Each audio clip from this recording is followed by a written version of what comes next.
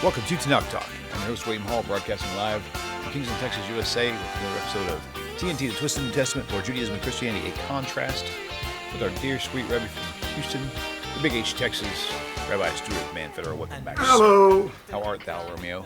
I art great. Well played, well played. So if you're watching live, if you ever watched any of my shows and one of the thumbnail images on YouTube, thumbnail sometimes catches an attitude and it just doesn't update. So I've got everything changed, and I went back and checked it twice. I've got it changed, but it's not revealing the new updated thumbnail images sometimes. So I'm not sure why that happens, but it should update itself later. I did actually add a picture, but take down the original one, but we'll see if that actually held. So, yeah, so welcome back. So tonight's show is going to be focused on the purpose of the law, because in Christianity, the purpose of the law is to prove to you how much of a sinner you are and that you can't live without Jesus. And that's just in a nutshell. It's a blanket statement. I get it. But we're going to discuss that tonight with Rabbi Federow. Rabbi? I don't even know where to begin, because to me the whole thing is just a gross misunderstanding of how law in general works. I mean, let's talk about the law in our home state, in our home city, in our home little neighborhood.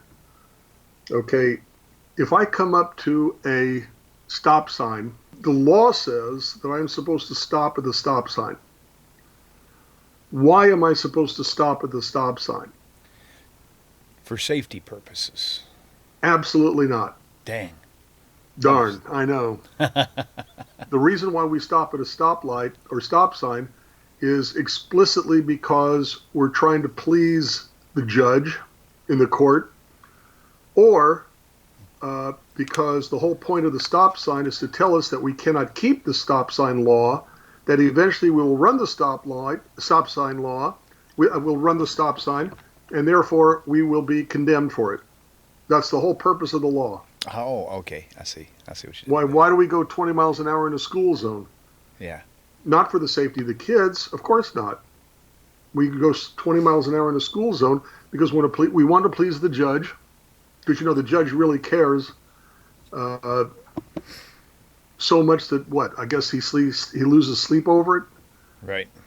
Or the whole purpose of going 20 miles an hour in a school zone is to teach us that eventually we will go over this 20 mile an hour school zone speed limit and we will break the law. So it teaches us, the whole purpose of the law of 20 miles an hour in a school zone is to teach us that we are lawbreakers.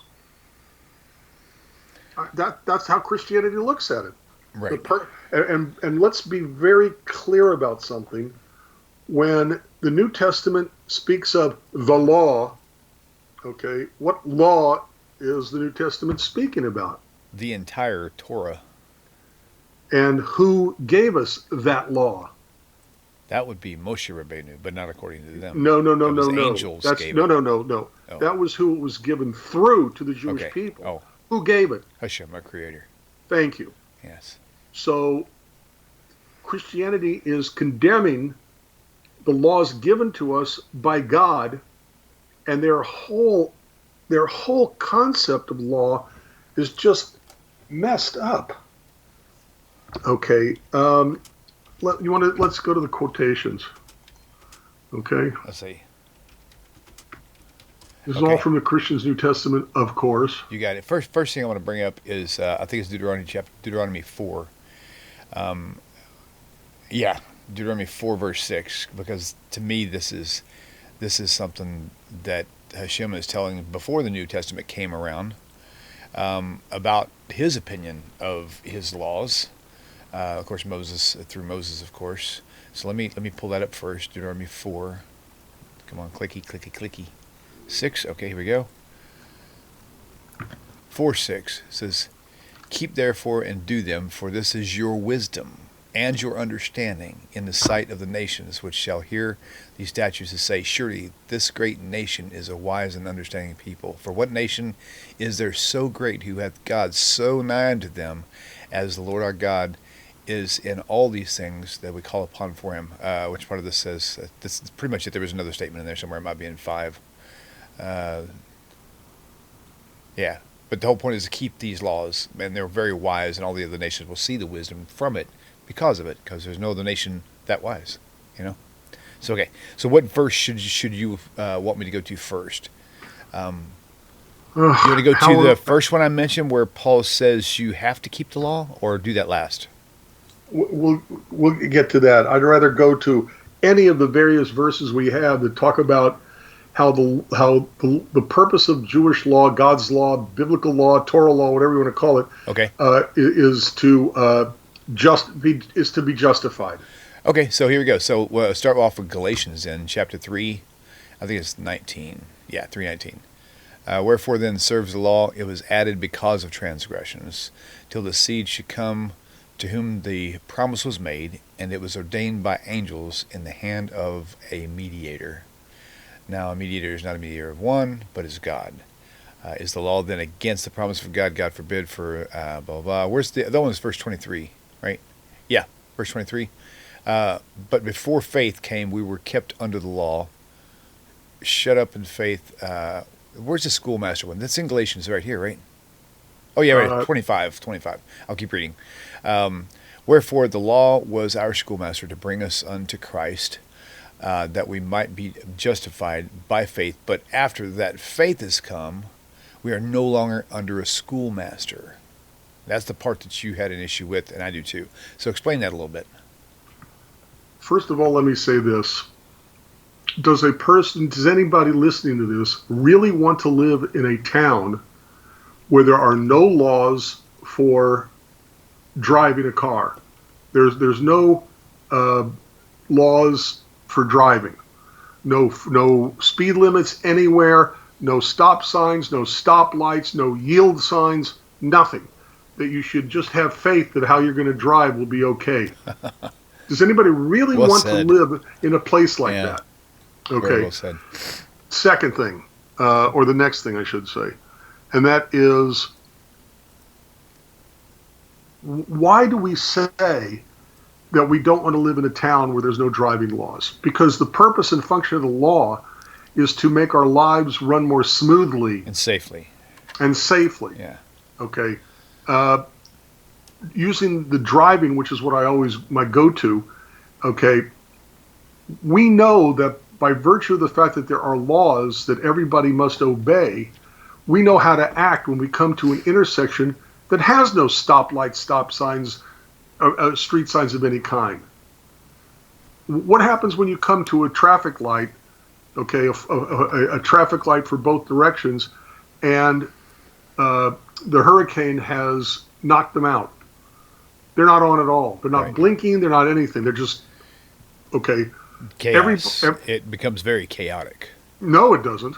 Yeah, it does around here, because people don't know what to do. They're like, well, okay, should I wait for this other guy? Who went last? Oh my gosh! And everybody got No. But they know that they still have to stop. Yeah, they try, but they can't do it with order though, because it's like they don't know whose turn it is. And did you know that that a four-way stop that has no stoplights, stop signs, or anything? Everybody knows good about that. Because it becomes one of the safest intersections. Right. Because you don't know what to do. Right. Because you have to look at everybody else. Gotcha. But nobody drives straight through the intersection with faith that nobody will run into them. Ah, gotcha. That makes sense. Okay. In other words, you do the law even more so if whatever it is there is failing. You do it more to be even more safe. And where does it say? How do they know they still have to stop? Because that's the law. Right. The law says that when a traffic light goes out, it becomes a four-way stop. And that everybody in all directions has to stop, look both directions, and then figure out when it's safe for them to go and then go. So they are following the law that is internalized because they've learned what to do from the law. Okay? The law tells you what to do. And by the way, let's say you're driving along and you don't look at what you're doing and you speed and you get pulled over and you get a ticket. Okay? You're now outside the law because you transgressed the law. What is your options here to get back on the right side of the law? You asking me? You got to take the ticket. You got to follow what the ticket says. Go to court. Stand before a judge and let him tell you what's next. And what tells you to go to the court? What tells him what you get to do? Right. The law. The law. Yeah. In other words, the way we get back on the right side of the law when we transgress the law is by following the law that determines what we're supposed to do to get back on the right side of the law. You know, God's law says if you sin, if you transgress God's law, the law itself tells you how to get back on the right side of the law. Right, right. Start obeying the law, repent. What did the people of Nineveh do? Okay? They fasted, they prayed, they stopped doing the bad, and God forgave them. They repented. Okay? Gotcha. Why? Because the law says that's what you're supposed to do. So let's move to the idea of the Jews follow the law to. Before you get into that, can I bring up another verse because it's going to help put everything in good context as well? Fine. So Genesis 4:7 is basically kind of confirming what you're saying. Going back to the court thing. So if I speed, and I have by accident before, they get pulled over, they give me a ticket, but I'm not in trouble yet. I have to stop what I'm doing and go see the judge, right? And if I do what the judge tells me, I'm still not in trouble. If I reject what the judge tells me, then my butt is going to get a warrant, and I'm going to have to go to jail and probably get locked up or go to court, all this other stuff. So in Genesis chapter 4, it says, let me get Genesis 4:7. Let me put it on the screen, because not every single thing that you do that is not good is considered sin. So Genesis chapter 4 verse 7 right here. If you do well, shall you not be accepted? And if you do not do well, sin is lying at the door, and unto the, I hate King James, shall be his desire, and you shall rule over him. So it's not always sin. Sin is not as easily explained as Christians would like this. You have one negative thought, and it's sin. You deserve death according to Christianity. Right. We'll get to that. Okay. All right. So what verse do you like now? Well, I just want to point out, since you brought up Genesis 4:7, yes, that it specifically says you can rule over sin. Right. Right. Yep. It is doable. Okay. You can rule over sin.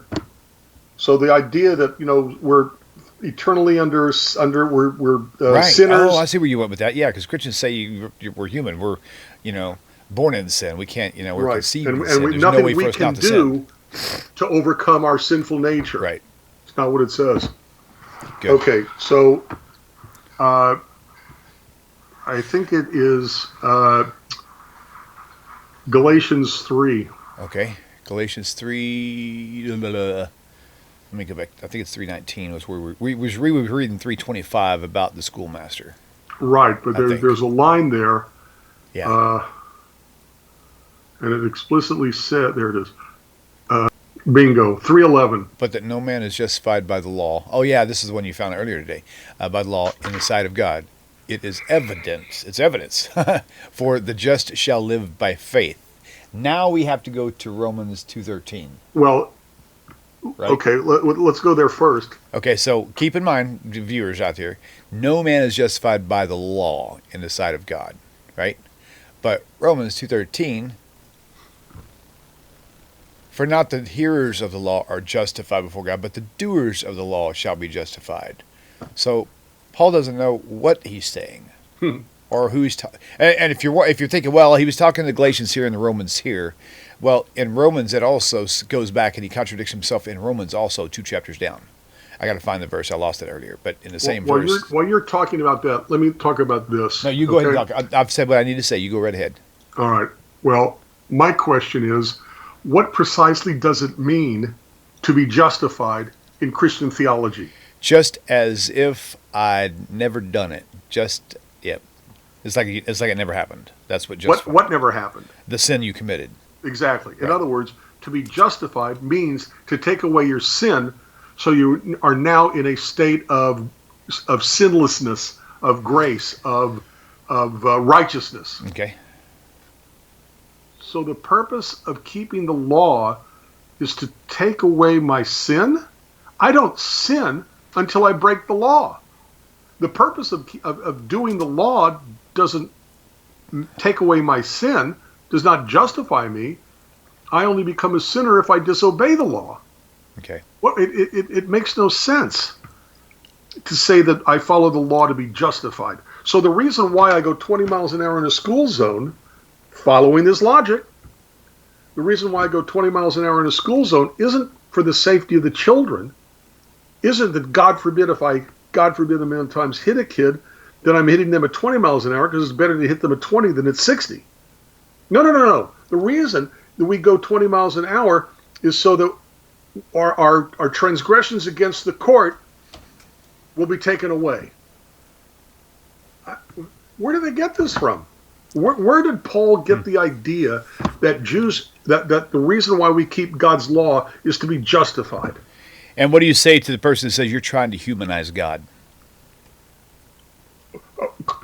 Jews are trying to humanize God? Yep. Christianity does that from the beginning when they say that Jesus was God and human. Oh, that's funny. How can they say that about us? That's great. Oh, boy. That's great. Yeah. That's amazing funny to me. So again, let's talk about the law and its function and purpose. Okay. If I don't keep the law to take away my sin, why am I keeping the law? Because it makes my life easier to live, which we talked about already in terms of an intersection that has no lights, or the light went out because the hurricane went through. Okay. The law makes it safer to drive, not only for the, like in the school zone, God forbid, for a child we would hit, but also for the other cars. Right. Okay. I just honestly don't think Paul understood what laws were, what Jewish law was all about. I just think he kind of like completely missed the idea. Yeah. So I think it's weird too the way that my memory revolved around the law when I was a Christian too, and all the churches I've been to, and that truly was the law was done away with. Well, if the law was done away with, why are there so many churches who still think murder is wrong, adultery is wrong, stealing is wrong? If the law was done away with, right? So they're cherry picking the laws they want. They're picking and choosing the laws that they want to keep, like the tithing. That's crazy. Yeah, especially that, which only referred to certain vegetation. Yeah. At certain times of a 19-year cycle, not every year, but 7 out of 19 years had certain tithes were the third year. I forgot. So it's not the way they present 10% of everything you make. Right. So that's another issue. Maybe we'll cover some other time. All right, carrying on. Okay. Now let's go to your quote again. I want to go back to your quote. You want to go to the Romans where he said to keep the law? And then the law was a school teacher. Oh, that's Galatians. Let me go back here. Oh, that was Galatians? Yeah. There you go. Galatians 3. Is that Galatians here? Yes, 3:25. Galatians 3:25. Right. Well, yeah, that's where it ends. Oh, you want to go up probably 19 through 25, I think? Yeah, what serves the law? It was added because of transgressions, verse 19. It was added because of transgressions. And by the way, part of the point of Christianity when it refers to God's law is that you can't transgress the law if there's no laws to be made. Yeah. So he's kind of contradicting himself here in 3:19 of Galatians, because his whole point is before there was law, there wasn't sin. Well, if there's no law on the books that says thou shalt not steal, and you steal something of mine, I think I'm going to be upset. I think I'm going to see it as a transgression of some things. Natural law is what some religions call it. Okay, but take a look at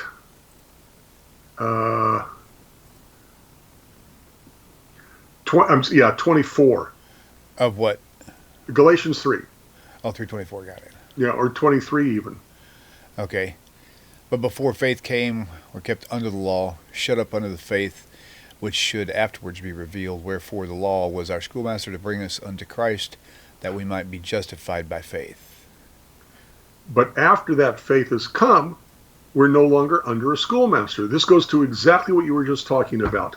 Right. If the purpose of the law is to bring us to Jesus, and we're at Jesus, then we don't need the law, which means obedience goes out the window, doesn't it? Right. Isn't that what that means? That's what it looks like, yeah. Do we really want to live in an area that has no laws? Right. And the answer is no. Right. Yep. Huh. That was Galatians 3, right? Yeah. Galatians 3. Galatians 3, basically 23 to 25. Got it. Okay. Okay. And then it says, before the faith came, we were kept under the law, shut up unto the faith which should afterwards be revealed. Wherefore the law was our schoolmaster to bring us unto Christ, that we might be justified by faith. But after the faith, we no longer are under schoolmaster. So I have faith in the judge so I can speed through a school zone? That's what they're saying. That's funny. Okay. Now, and by the way, we didn't prepare the quotes. I don't think we'll need this, but let's go back to the analogy of driving. Okay? I just think it works because everybody drives. They understand the law through driving. So I go into a school zone and I look down at my speedometer and I'm going 25 in a 20-mile-an-hour school zone. I am breaking the law. Okay? I therefore should get the death penalty because I'm breaking the law, and to break any one law is like breaking all laws. Right. And if I break all laws, like thou shalt not murder, then I should get the death penalty for speeding. That's what they're saying. That's what Christianity says. Yeah. It makes no sense. You know, why if I go 25 miles an hour in a school zone and I do get pulled over, I'm going to be more likely to be pulled over in August, September for going 25 in a 20-mile-an-hour school zone than I am if it were May, June, the end of the school year. Why? Okay, because, well, first of all, God is merciful, and second of all, because the police want us to get our habits in order in the beginning of the year so that through the school year, we'll keep it at 20. But they're more likely to be strict in the beginning because they want us to get our habits correct. Similarly, I think that's one reason why God is far more strict in the biblical period than he is now. But that's another issue. You know, I don't remember plagues going through, you know, with a prophet telling us this is punishment for our sin. Right, that makes sense. You know, I don't. What's the line from Kings? God is not in the tornado. God is not in the whirlwind, but God is in a still small voice. Right.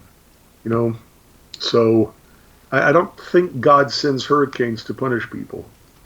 I think God invented the world in such a way where to move a massive energy from the equator to the north or to the far south, basically God invented a mindless hurricane. But the hurricane doesn't say, Stuart was bad this week. I think I'm going to give him a hurricane.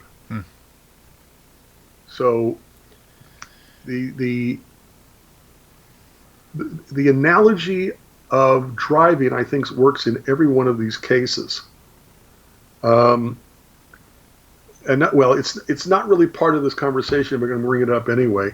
And that is, you know, Christians say, 613 commandments, that's so many. How can you keep that many? Huh. Well, you know how many laws were added in the U.S. laws, like in 2009? Like 20,000. 20,000. I mean, you look it up. It's like, how do you? There can't be 20,000 laws. I mean, there are laws under micro partial laws under the micro partial law. It's crazy. But 613 is like a piece of cake. But what Christianity forgets is that there are laws on the state of Texas that determine how, when, who, what, where, why a person can drive an 18-wheeler. But if I don't drive an 18-wheeler, those laws don't apply to me until I get behind the wheel of an 18-wheeler. So of the 613 laws, less than half, give or take, will apply to any one person at any one time in their lives. I'm a male, not a female. The laws of being a female don't apply to me. I am not a farmer. The laws of farming don't apply to me. I don't live in the land of Israel. The laws of living in the land of Israel don't apply to me. So I'm not a Kohen. I'm not a priest. A descendant of Aaron. Therefore, the laws of what a priest has to do don't apply to me. And if you subtract all the things that don't apply, of the 613 laws you're left with is less than half, give or take, or around half, let's say. Yeah. Do you know how many laws are on the state of Texas books? And remember, these laws could be still in effect that were passed in, 1910. There's a lot of laws, and we can't keep 613, or actually about half of them. Who are they kidding? So yeah. That's pretty crazy. That's it is. Paul's whole concept of the law is just simply not reality. That's not how law works. That's not how Jewish law works. No, that's not the purpose of the law. The purpose of the law is to make our lives better off. God is not stupid. When God gives us a law, it's not because, the judge doesn't say go 20 miles an hour in a school zone because it'll make the judge happy. The judge wants us to keep the laws because it makes driving safer for the kids. Or, when we're on the street, when we come to a stoplight, when we have a yield sign. Okay, the laws tell us how to act and how to keep our behavior within certain parameters because it's better for our lives. Why is God any different? And if you get a ticket from a police officer, well, who is more merciful? Who is more kind? Who is more compassionate? A human police officer or God? I would say God is more so. So if a police officer isn't going to condemn us for going 21 miles an hour in the school zone, which is breaking the law, but he's not going to give us a ticket. If a police officer can be merciful, yeah, I kind of think God can too. You're right. Yep. Okay, so Where do we need to cross now or cover now? Did we cover all the verses that we collected? We got, let's see, there was Romans chapter put 'em 4. Up. Romans 4, let's see. I don't remember what verse it was. Let's see. It does say, if Abraham were justified by works. Let's go with that one. Just start reading with verse 1. Well, yeah, put it up, though, so I can see it. It's up. Oh, okay. Let's start at verse 1. Will you just read from verse 1 and comment along the way, please? What shall we say, then, that Abraham our father as pertaining to the flesh is found? For if Abraham were justified by works, he has whereof to glory, but not before God. So it's okay, it's nice for Abraham to do law, but that won't be okay to God. He'll get glory for doing that, but God won't find it that acceptable. And Abraham wasn't being justified by works. Okay. Well, wait a minute. Let's wait a minute on that. Okay. The purpose of the law is not to justify us, but it is in fact our works that take away our guilt and take away our sin. So, for example, let's go back to the people of Nineveh. What is it that God explicitly says? What does the text actually say about their behavior? It says they cried mightily to God, which means they prayed. They neither ate nor drank anything, which means that they fasted. And then God saw their works. It explicitly says, and God saw their works, that they stopped doing the evil, and God forgave them. He didn't punish them. So, to me, it seems pretty obvious that the Bible explicitly says, yeah, it's our works. And what does the Bible also say about, when we obey?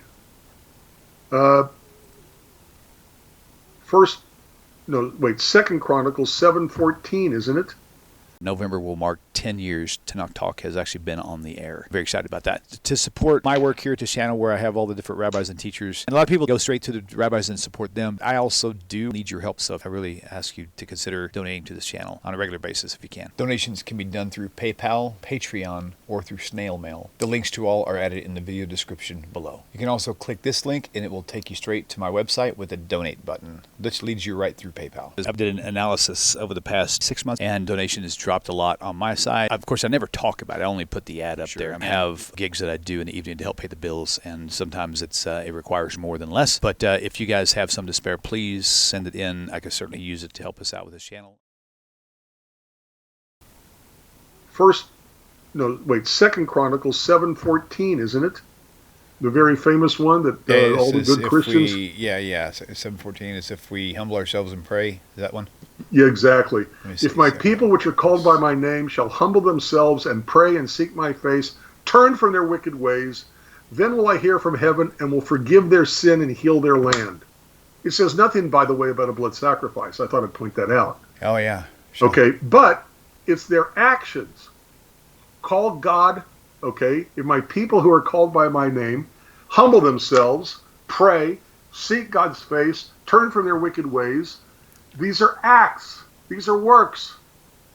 If they do the works, then what?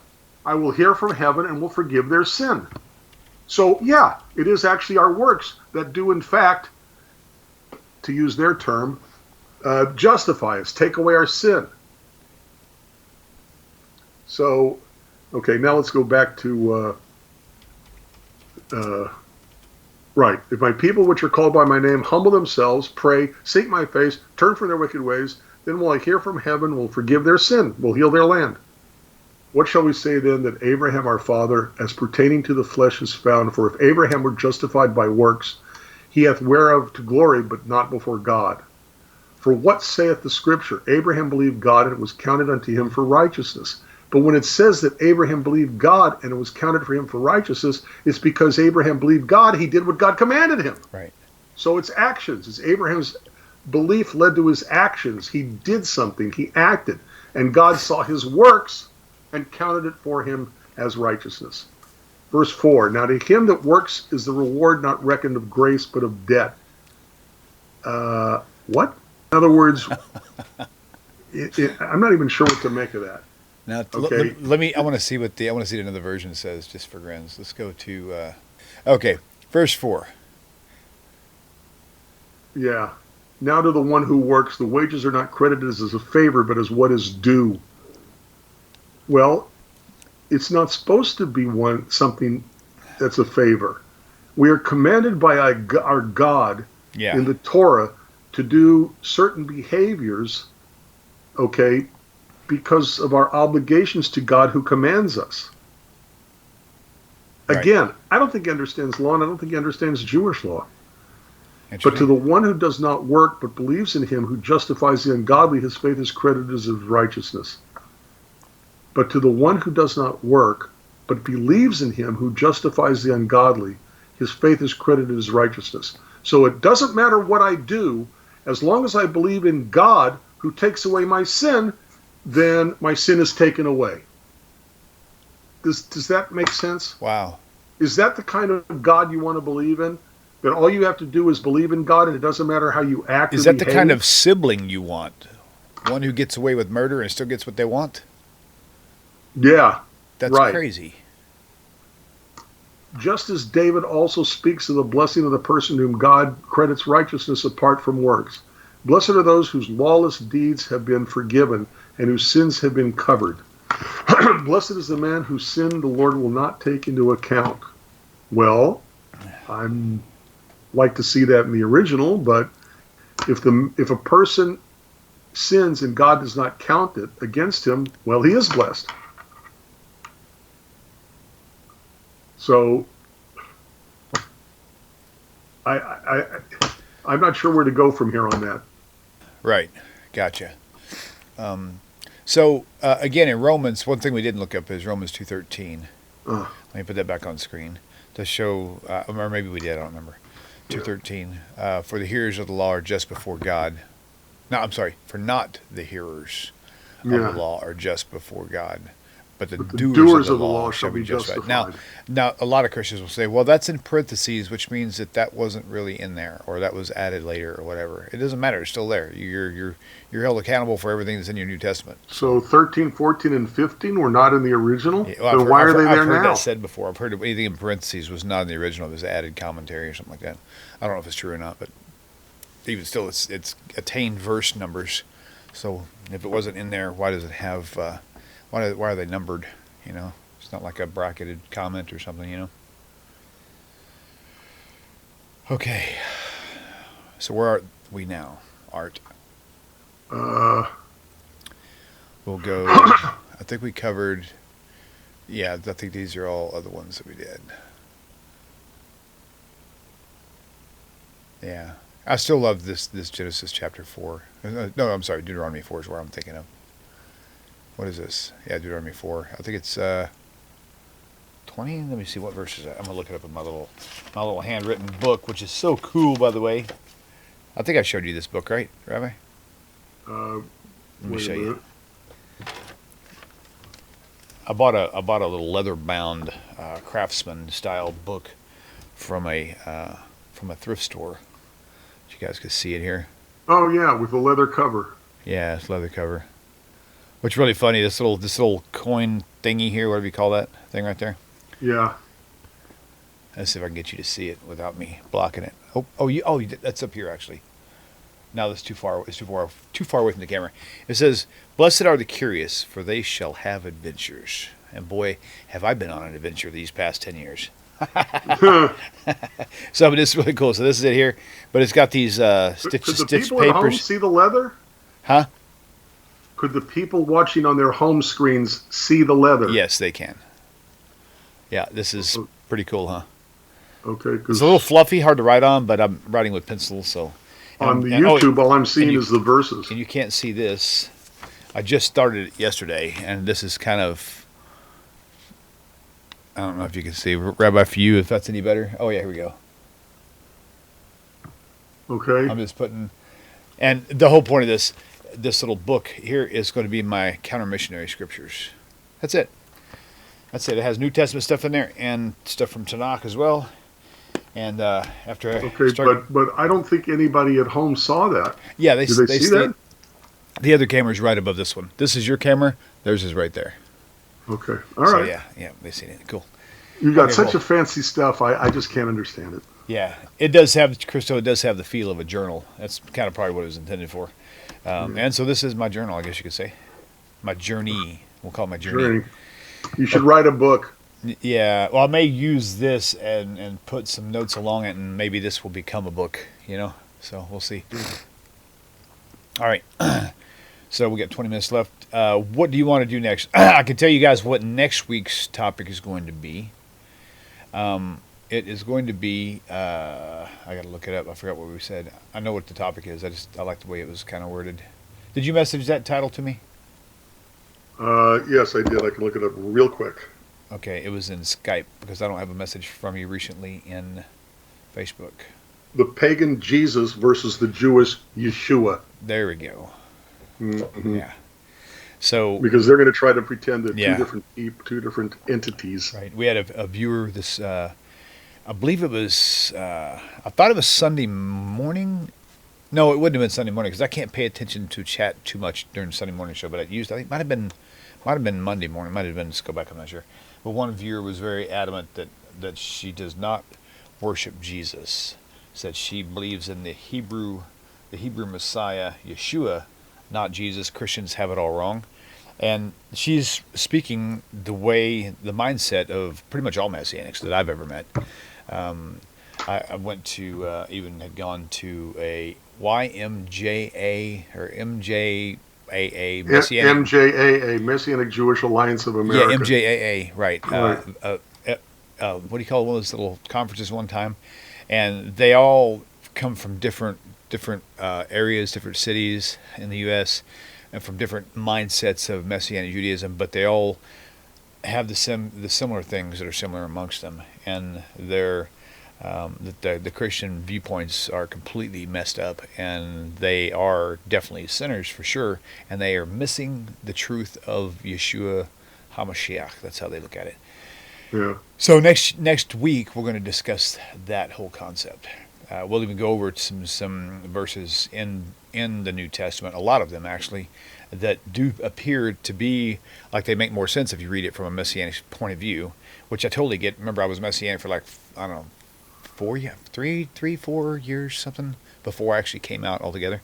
And so under my late father's guidance and teachings of his messianic, he was messianic rabbi, messianic preacher, I'll call it a preacher, messianic preacher of what they call a synagogue in Austin for like the last 28 years of his journey. And he never left it. So one thing's for sure is I'm sure he probably knows the truth by now. Unless he's still sleeping, and we'll all find out at the same time. I'm not sure how that works yet, but right. Okay, so let's see. So that'll be next week. Will be the Hebrew Yeshua versus the Christian Jesus, or as you said it, the pagan Jesus versus the Hebrew Messiah. Okay, Rabbi, what do we do now? All right. Well, it's late. We started late. Oh, sorry. Go ahead. I saw a question, well, and now I can't find it. Let me see if I can help you find it. Hang on. It said something to the effect of, Rabbi, I cannot call, but please answer my question about. Okay. And it flashed by, and now I can't find it. Okay, so if one of my mods want to find that question and tag and copy and paste it and just tag me in it, it'll be easy to find. If I find it, though, I'll start looking right now. Then you won't have to do Rabbi, that. please, I cannot call in. Please answer my question. And it breezed past me. So, Oh, okay, I think I might have found it here. Hang on. I got to find the person. I know it. There it is. Okay, okay, here we go. The question about evil spirits hurting me. Oh, I guess he's... But where's the question? The original question, Gotcha. I can't find that either. Okay. If you think there are evil spirits hurting you, I don't know what to tell you, because that is a area that's not mine. Right. Frankly, my strong suggestion would be probably to see a psychologist. Yeah. Because I personally don't believe in that. I don't have a very mystical mind. Yeah, I don't either. I can tell you one thing. I saw... I used to believe in that. Because I saw things that made me believe. I saw physical manifestations that made me believe that. But then later on, as I was coming out of the church, I started researching some other stuff, and they have this like this Kundalini spirit sort of a thing, and it's something that's self-inflicted. You actually bring it upon yourself by believing in it. You act out. You start acting out these things, and you keep doing it persistently until your brain, something happens, and you start doing it without wanting to. And it's really weird. It's called Kundalini, and I've seen some similar things in these Kundalini spirited videos that I saw in the evangelical church, and yeah, it was pretty nerve-wracking, to be honest with you. But they were basically self-inflicted, which is really wild. So. All right, now I found his original one, and I must tell you, since I don't have a mystical mind, you may want to discuss some things with a rabbi who is more mystical, and grew up in it, which you'll find more in the Hasidic community. Right. Chabad, possibly. Right. So. Okay, here we go. I found the question. Okay. 9:08 p.m. I must woof and meow. Says I smoked a cigarette a while ago, and a bird told me to stop, so that I can hear the reproof of life as to abide among the wise. That was Hashem talking to me through, that's not the question, that's a statement, through that bird in order to help me. So she was, I don't know. First I was thinking the little bird told me, like metaphorically, but this actually says that bird helped her. So was that a literal bird that you heard talking to you? Like Balaam's donkey sort of a thing? There's that. Again, I will have to ask you to go to someone who has a much more mystical viewpoint. I will say into this. Kabbalah and Jewish mysticism. I will say this. I don't necessarily believe, of course, upon much more pondering and thinking on it, I might come up with different thoughts. But right now, I don't believe Hashem is going to let something hurt you, like an evil spirit that's in His realm. I think if you're getting hurt, it could be self-inflicted. You may think it's an evil spirit, but it might be something you're doing. One thing I kind of was telling the kids a long time ago. I was like, imagine me being outside, and we're trying to walk from our house to the car, and it's hailing, this big golf ball size hail, and I've got this really heavy duty umbrella that's covering over the top of us. What happens if one of my kids takes out from underneath that umbrella and leaves my presence? Well, they've entered a dangerous zone. I didn't leave them; they actually left me. You see what I'm saying? So it's not like Hashem is leaving you. Usually when something like that happens, it's because you've left Him and you're putting yourself in dangerous territory. That's just a general thought. I don't know if that's helpful or not, but okay. Moving on. Let's see. What have we got here? Someone asked me what tribe I'm on. We're Levites. Cool. Tribe of Levi. Nice.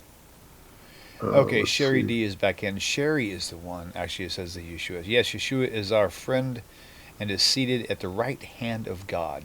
Why don't you comment on that, Rabbi? That is at 9:21 p.m., Sherry D.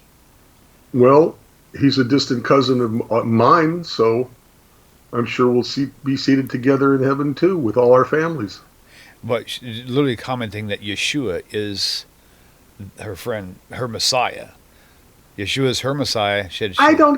I don't care what she thinks. My point wrong. is, She that's can think whatever she why wants. is it It's wrong? a free country. Why is it wrong? That's what I want you to comment on. Based on TaNaCh. They're based on TaNaCh. The Bible explicitly says that no one else can die for your sin. The Bible explicitly says that God is God and humans are humans, and God does not become a human, and humans cannot become God. The Bible explicitly says we don't inherit sin, guilt from sin, from our ancestors. So there's no original sin, okay, for us to need Jesus to take away our sin. Here's a couple more for you. Actually, this is more for our friend Sherry D. You want to give me a timestamp? But I'm not. It's not a new question. It's the comment she made at 9:21. Okay. And of course, Sherry, I know you're new to the channel because we've covered Isaiah 53 numerous times in the past 3 months, and we went in great detail. And you either were watching and weren't listening, or you never saw them. You need to go back and watch those. But I will say this right now. Isaiah 44:24, God says, "I alone created the heavens and the earth by myself. There was no one with me." Isaiah 42:8, very important. I will share my glory with no one. Hashem, the Yud, the Hey, the Vav, the Hey. That's not Yeshua's name. You spell Yeshua. That's not Hashem. Hashem's name. He says, "I will not share my glory with anyone." By the way, you also may want to look up the word Yeshua on our videos because we've talked about. Oh yeah, that's a great one. Others have too. And actually, do me a favor, because I tried to make a short video out of that and I can't find it. Why don't we take the remainder of the time, because this is really a good spot for it too, because of the way we kind of led into it. Would you take the remainder of our talking about 10-15 minutes left and just really break down that word Yeshua and how it doesn't mean salvation all this other stuff? Could do spelling on the screen. Okay, I can do that for you. You can? I think so. Let me see. Go ahead and start talking, and let me work on that while you start before talking. we get to that, Sherry D asks about Isaiah 53. Take a look at Isaiah 53, verse 9. Okay? Ignore the bad translation because the word is plural, deaths, and there is no such thing as emphatic plural. Okay? And it says that Jesus was... it's on screen now. I'm sharing my screen with you, and you can see it on my screen. What? Right here. Thank you. And he made his grave with the wicked and with the rich in his death. Okay. Whoever this is talking about made his grave with the wicked and was with the rich when he died. Well, Jesus was with the wicked in his death, not the rich. He was with the thieves, and he made his grave with the rich because it was the rich man. What's his name? Joseph of Arimathea. Thank you. Joseph of Arimathea, whose grave he was in. So instead of the grave with the wicked, he was in the grave with the rich. And instead of being with the rich in his death, he was with, oh, good. He was with The sinners. wick, yeah, the Wicked. sinners Yeah, right. on the cross. So when they made up and invented the stories about Jesus, they kind of got messed up. They mixed that up. Okay, so I'm going to put the spelling of Yeshua on Well, the screen now. yeah. No, I want you to notice something. Keep it right there. Don't move it. Stay there. Okay. Okay? All right. Read with me what it says in the English, okay? It says the name, and then it has the Hebrew, as you see it on the right in the bigger letters. And then it says Yeshua, translated in the English Old Testament as Jeshua, okay, is a late form of the biblical Hebrew name Yehoshua, Joshua, and spelled with a wawa. I don't know what a wawa is. The wav, not the vav, I guess. A vav. In the second syllable, the late biblical Hebrew spellings for earlier names often contracted the theophoric element yeho to yo. Okay? They don't even pronounce it correctly. They're saying ya rhymes with rhymes with nut. Yeah. Okay, Yeshua. But if you take a look at the Hebrew, both in the teeny tiny little thing in the paragraph, but also in the big letters on the right, what's under the yud, the first letter? It's two dots sideways. Okay, laying down. If you follow my Learn How to Read Hebrew in 1 hour class, okay, the A sound is two dots laying down. It's yay, shu, ah. Okay. Yeah. Okay, Yeshua. They don't even say it correctly. Right. Oh yeah. I see what you're saying. I was zoomed in on the wrong spot. I did that. Hang on. Okay. To back up. Under the yud, there are two dots side by There it is. side. Yeah.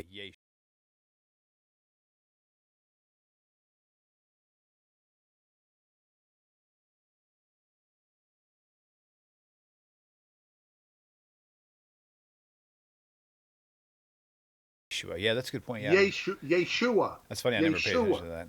Okay. Accent is a second syllable, by the way.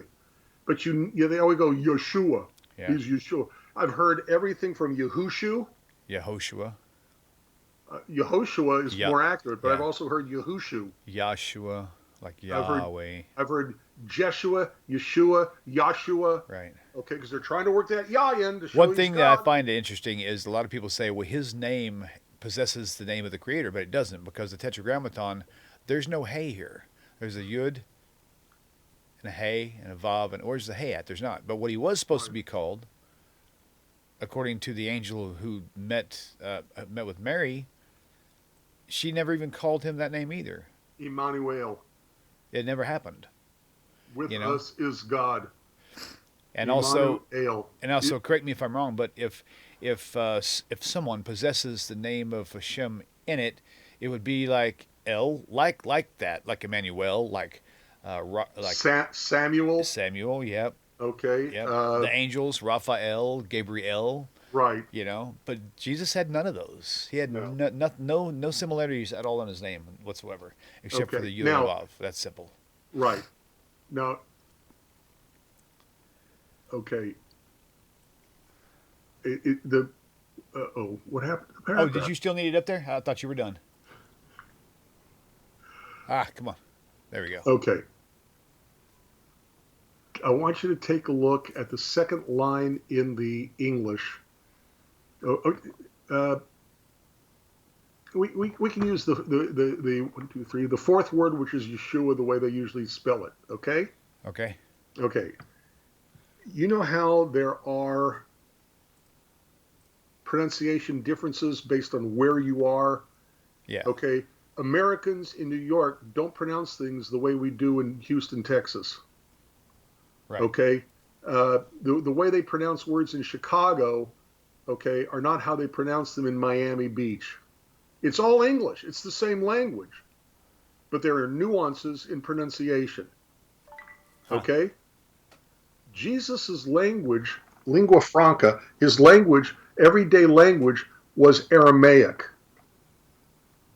The language his mommy and daddy would call him because he's, out late at night playing, come on back, okay, was Aramaic.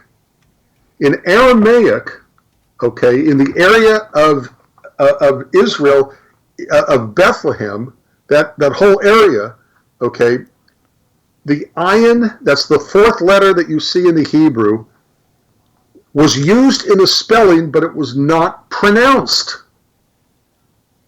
So you would see it there, but it wouldn't be pronounced there. It would have been pronounced Yeshu. So Jesus would never have been called Yeshua. He would never have heard that name. He'd have been called Yeshu. If it was spelled out, it would have had the ayin. Okay? But in the pronunciation, it was not pronounced. That's like, you know how I think it's New York, some people in New York, or Boston, maybe it's Boston, where they add an R on the end of a word, okay? Or they'll spell the word P-A-R-K, but they'll pronounce it Pak. Oh, yeah, right. Okay, so the letter's there when you spell it, but when they pronounce it, their accent leaves it out. Damn it, come on. Oh, Jesus' name means salvation, okay? And, yeah. All right.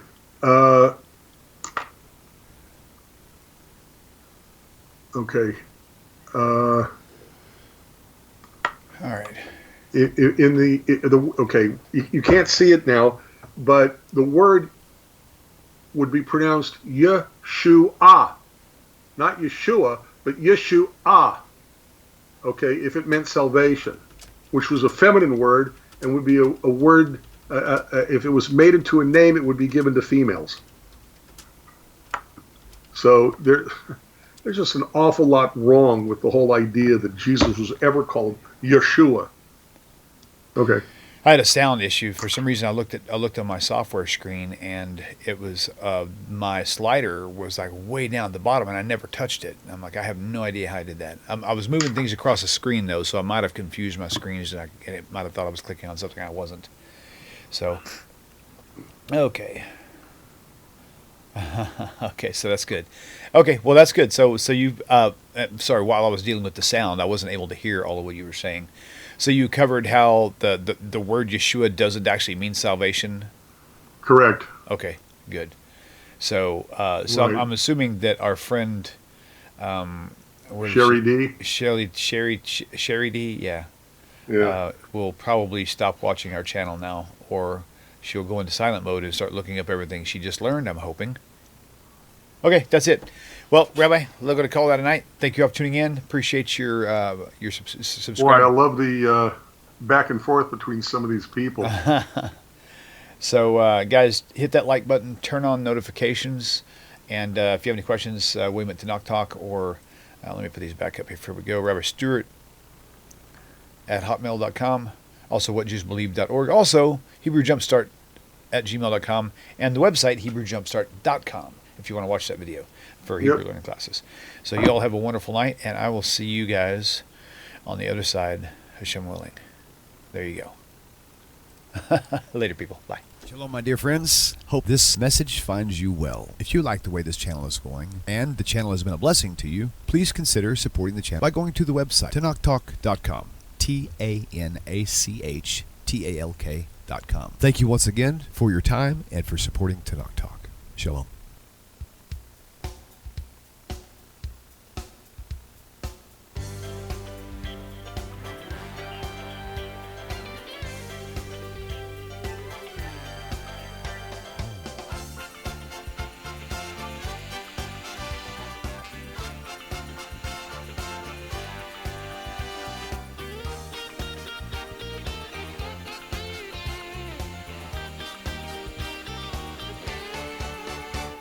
אני אתה אתם תמיד תמיד כולם ביחד חשוב מכל חשוב